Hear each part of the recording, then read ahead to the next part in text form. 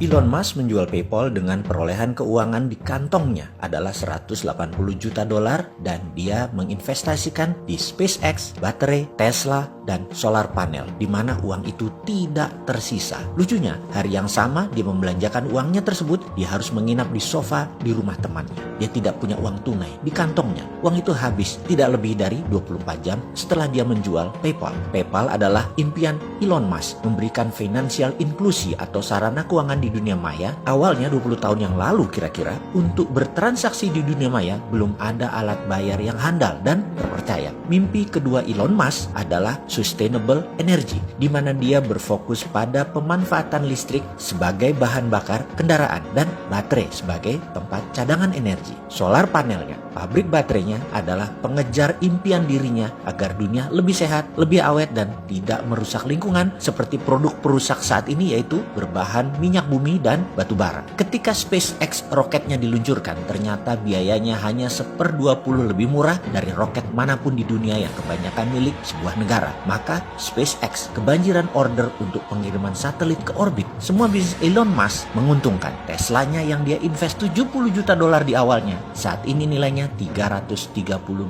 billion dolar. Oh ya, untuk idealismenya tersebut, menurut saya kalau kita mau menginvestasikan portfolio keuangan, patut kita membeli saham Tesla dan invest apa yang Elon Musk investasikan. Mengapa kali ini kita mendiskusikan Elon Musk? Hanya sekedar mengingatkan dari sisi lain dari kacamata membangun bangsa. Saat ini BUMN Indonesia dalam keadaan merugi atau bermasalah bisnisnya seperti Garuda, Pertamina, PLN dan perusahaan karya-karya BUMN kontraktor secara keuangan tidak liquid alias cash flow perusahaannya berat semua. Begitu juga bank plat merah, LDR atau loan to deposit rasionya sudah mentok semua alias sudah tidak bisa memberi kredit lagi. Kalaupun bisa, ya kecil sekali, di bawah 5% dari aset mereka. Lalu kalau boleh jujur, kita lihat keuangan bank lebih dalam lagi saat ini. Dari yang meminjamkan kredit di bank yang saat ini masih lancar membayar, berapa persen? Saat ini yang minta restrukturisasi pembayaran cicilan, berapa persen? Dan pertanyaan yang mematikan, berapa NPL-nya atau non-performing loan-nya? Kredit macetnya berapa besar? Mungkin saya ini naif karena saya anti negara berbisnis dalam tanda petik. BUMN di bawah kementerian itu negara berbisnis. Saya anti banget. Untuk itu saya memberikan argumen-argumen panjang. Bahkan sejak periode lalu ketika kabinet menggunakan BUMN sebagai mesin penggerak ekonomi, saya sudah wanti-wanti. Di tahun 2015 saya mulai berbunyi. Di tahun 2017 kencang berbunyi.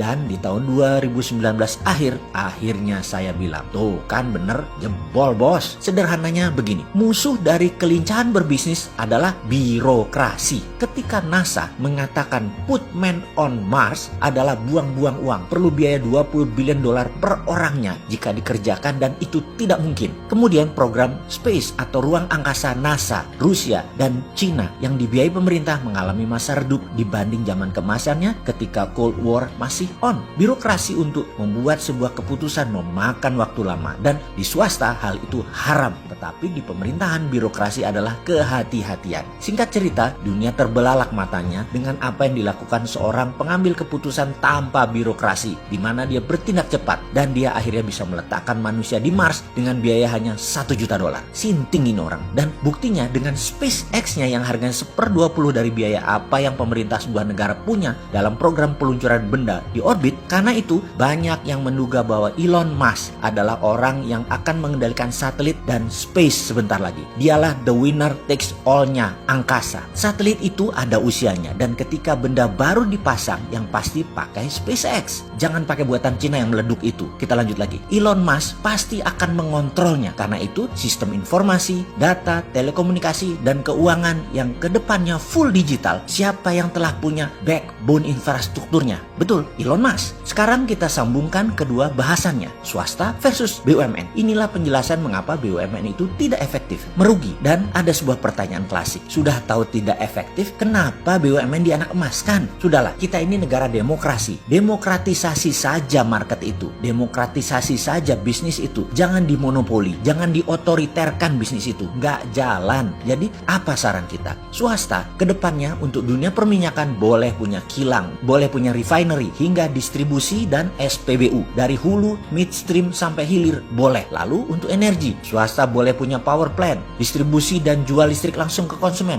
boleh. Mau pakai power plantnya mau bertenaga air atau hidro, boleh. Mau pakai thorium, bahan bakunya, boleh. Mau pakai panas bumi, pakai angin, pakai sampah, pakai matahari, pakai tenaga dalam sekalipun, terserah. Pokoknya boleh. Untuk harga jual ke konsumen, jangan diatur batas bawah. Negara hanya atur batas atas. Kita semua tahu kalau diatur batas bawah, ada floor price-nya, BUMN yang untung. Tetapi kalau didemokratisasi, batas bawah dilepas, swasta bisa kasih harga murah di bawah, jauh lebih murah di bawah harga BUMN. Hal ini yang pasti menguntungkan konsumen. Diatur batas atas agar konsumen tidak dirugikan, dan ini namanya negara mengendalikan. Negara ikut hadir. Jangan negara menjadikan rakyat pasar dengan memonopoli penyediaan kebutuhan masyarakat tanpa ada pembandingnya. Gitu aja kok repot bantu rakyat.